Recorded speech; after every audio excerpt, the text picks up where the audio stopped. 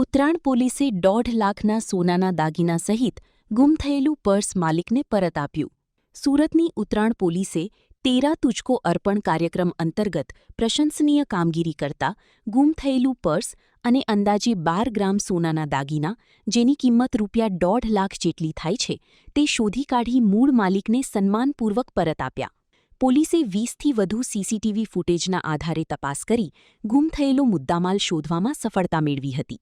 આ સમગ્ર કામગીરી પોલીસ ઇન્સ્પેક્ટર HR ગોસ્વામીના માર્ગદર્શન હેઠળ second PSI NG Patel, PSI RD Dhandhal તથા સર્વેલન્સ સ્ટાફ દ્વારા સફળતાપૂર્વક પાર પાડવામાં આવી હતી.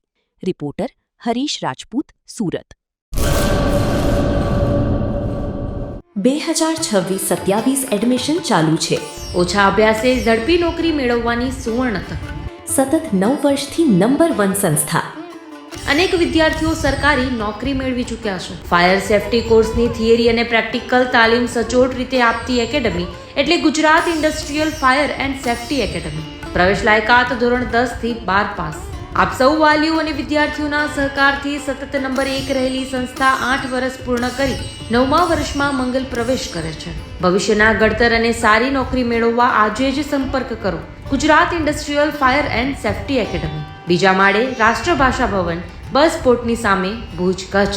સંપર્ક 9737296001 8155030882.